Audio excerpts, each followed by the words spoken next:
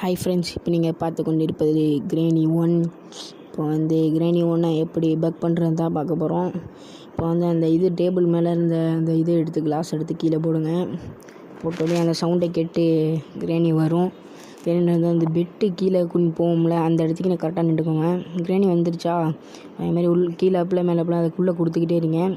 நான் பண்ணுற மாதிரியே பண்ணுங்கள். மேக்ஸிமம் ஒரு 20 தடவையாச்சும் பண்ணுங்கள்.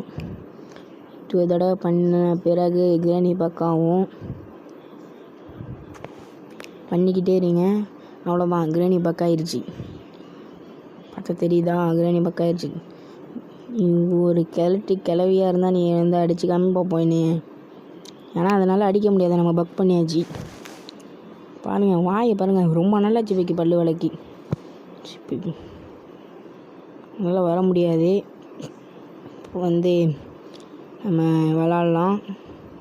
என்னடா இது ரத்தத்திலே வச்சுக்குது. Leave this game. பாத்ரூமெல்லாம் கழுவாது போய்க்கு சரியான வாடங்க.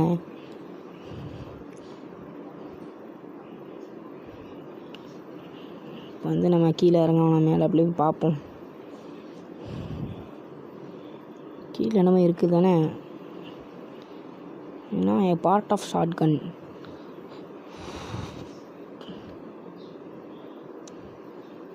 இப்போ இது என்னப்பா, இன்ஜின்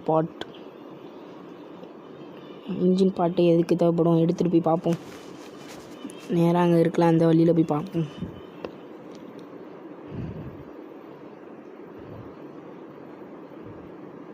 கீழே ஒரு மாடி இருக்குது. என்னடா இது கோடுன்னு நம்ம இந்த மாதிரி இருந்துச்சு. போட்டு நம்ம அந்த புக்கு எடுத்துகிட்டு போய் அங்கே போட்டோம்னா நம்மள்ட்ட ஸ்பைடர் கீ கிடைக்கும்.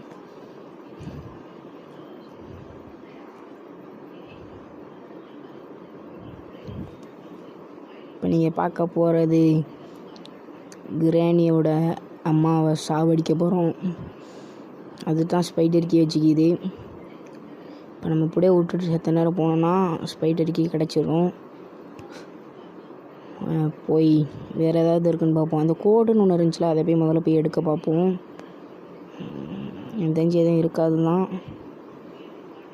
இது என்னப்பா குட்டி ஸ்பேஸு, பேட்ரியா? எனக்கு தெரிஞ்சு கிரேனி டிவி பார்க்க டிவியில் இருக்க ரிமோட்டுக்கு பேட்ரி போடணுன்னு நினைக்கிறேன். தீக்கே வீசிட்டு கீழே போய் அந்த கோடுன்னு இருக்குது எதுக்குன்னு தெரில வேறு, அதை போய் எடுத்து பார்ப்போம். ப்ளே கோடு அப்படின்னா பார்ப்போம்.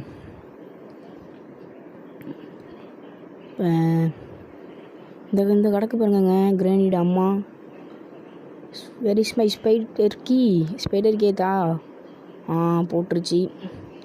தூக்கி அங்கே போட்டுட்டு அந்த ஸ்பைடர் கீ எடுப்போம். தெரிஞ்சு அதில் உள்ளது தான் நினைக்கிறேன். கட்டிங் பிளேடா, அதை எங்கே போய் தேடுறது? இல்லைண்ணா மாஸ்டர் கீலாம் எங்கே இருக்குன்னு தெரியாதுப்பா. தூக்கி ட்ரா பண்ணிவிட்டு நிற்கிது அதை கிரானி. போய்ட்டு அந்த ஸ்பைடர் கீயை எடுத்துகிட்டு போய் ஸ்பைடரை பார்க்க போகலாம். இப்போ இது அங்கே கிட்ட போகணும். கீழே போயிட்டு அந்த ஸ்பைடர் கீயை போய் லெஃப்ட் எடுத்தா இப்போ இது பண்ணிட்டு இது கீழே இறங்கி குனிஞ்சாதான் உண்டு. நின்றுக்கிட்டு பண்ண முடியாது, கொஞ்சம் குட்டியாக தான் இருக்கணும். ஸ்பைடருக்கு இடத்துக்கிட்ட வந்தாச்சு, குனியணும். ஆனால் இடம் போகிற வழியெலாம் கொஞ்சம் குட்டியாக தான் இருக்குது. என்னடா வழி இது? சரி, இது கடைசியாக பார்த்துக்கலாம். ஸ்பைடர் தானே இது? ஸ்பைடர் பெருசாகலாம் இருக்குன்ட்டாங்க. நீங்கள் பார்த்தீங்களா? போய் பார்ப்போம். எனக்கு தெரிஞ்சு பயமாக வேறு இருக்குது.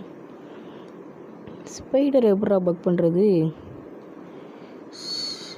நம்ம தண்ணியில் இருந்தோம்னா, அந்த சேத்து தண்ணியில் இருந்தோம்னா ஸ்பைடர் எதுவும் பண்ணாதான். அதை விட்டு அந்த வெளியே போயிட்டோன்னா கடிக்குமா? வாங்க போய் தான் பார்ப்போம். என்னடா கீழே போய் குனிஞ்சு போய் பார்ப்போம். வீல் கிராங்கா? அது எங்கே இருக்குது? இந்த இடத்துல எங்கே ஸ்பைடர் இருக்கும் எனக்கு தெரில. மறுபடியும் ஸ்பைடர்ப்பா, குட்டி ஸ்பைடர். அந்த பெரிய ஸ்பைடர் எங்கே இருக்குன்னு தெரியல. ஸ்பைடர் பாருங்கள். இந்த ஸ்பைடர் பக் பண்ணுற வீடியோ வேணா கமெண்ட் பண்ணுங்கள். இந்த வீடியோ பிடிச்சி லைக் பண்ணுங்கள், சப்ஸ்கிரைப் பண்ணுங்கள். Thank you guys.